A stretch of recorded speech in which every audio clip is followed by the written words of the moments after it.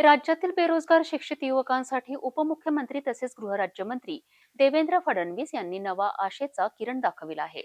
राज्यात तब्बल 14,294 पदांसाठी पोलीस भरती केली जात आहे.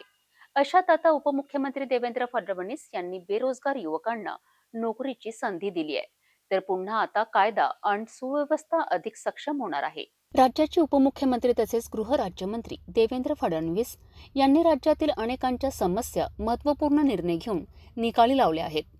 नुकत्याच काही दिवसांपूर्वी राज्यात निर्माण झालेल्या MPSC परीक्षेवर राज्यभरात गोंधळ उडाला होता.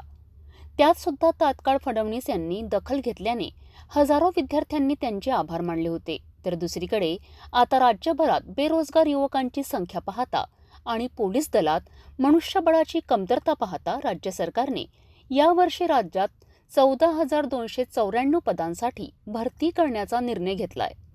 राज्यातील पोलीस दलाला सक्षम बनविण्यासाठी उपमुख्यमंत्री देवेंद्र फडणवीस यांचा निर्णय महत्त्वपूर्ण यशस्वी ठरत आहे. तर शासनाला प्रशिक्षित मनुष्यबळ सुद्धा मिळाले आहे. घरातील कुटुंबांचा करता तरुण नोकरीत लागल्याने राज्यभरातून शेकडो तरुण आणि कुटुंब आता उपमुख्यमंत्री देवेंद्र फडणवीस यांचे आभार मानित आहेत. देवेंद्र फडणवीस यांच्या पुढाकाराने राज्यातील तरुण शिक्षित बेरोजगारांचा आणि घरातील आर्थिक उन्नतीचा मार्ग मोकळा झाला आहे. तर दुसरीकडे पोलीस प्रशासनात प्रशिक्षित मनुष्यबळ मिळाले आहेत. या निर्णयाने राज्यातील हजारो तरुणांना पोलीस दलात नोकरी मिळण्याची आता संधी उपलब्ध झाली आहे. अशात खेड्यातील युवकांना रोजगाराची संधी मिळत आहे.